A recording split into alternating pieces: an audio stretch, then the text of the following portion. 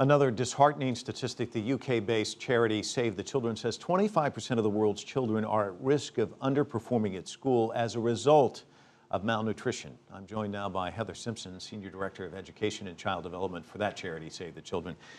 Heather, just a personal aside, back in 1992, I was in Somalia, and I'll never forget being in this hospital and looking at this little infant who looked like a skeleton with parchment stretched over him, crying. And those images are just seared in your memory. Anybody who's been there in the field knows that, and I know you have been. Is that the fuel that keeps you going? And what kind of things have you seen? And does it get better? I mean, that was 20 years ago. We're still talking about this issue. Absolutely. Well, a lot of progress has been made. Over the last 20 years, we've decreased the number of preventable child deaths. We've gotten tens of millions of children into schools, into classrooms. So a lot of progress has been made, but you're right. Those personal stories, those children who are suffering really fuel our work, and we need to do more.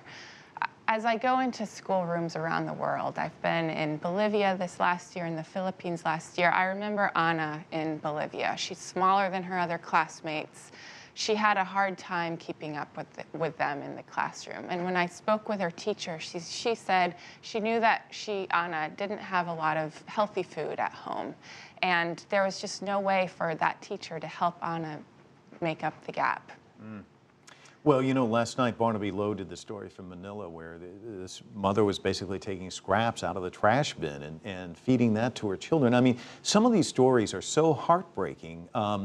And it's great that there's a day where we actually think about this, but how do you keep it top of mind? I mean, it seems like these stories pop up, people get inspired, they write a check, but it's not something that they think about every day.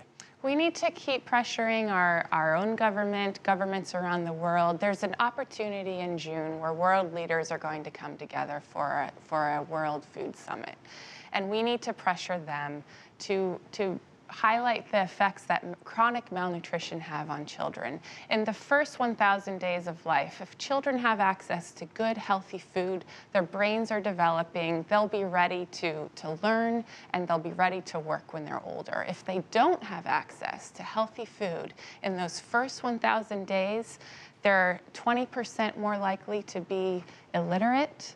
They're also their earning potential is about 20% lower than their other adults who had good nutrition growing up. So those first 1,000 days of nutrition is crucial.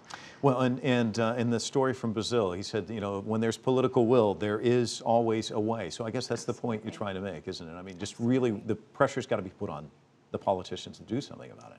There's food that's available in the world. We need to make sure children have access to the right kinds of food, so they're getting the right vitamins and minerals so that their brains can develop, so that they can be productive citizens.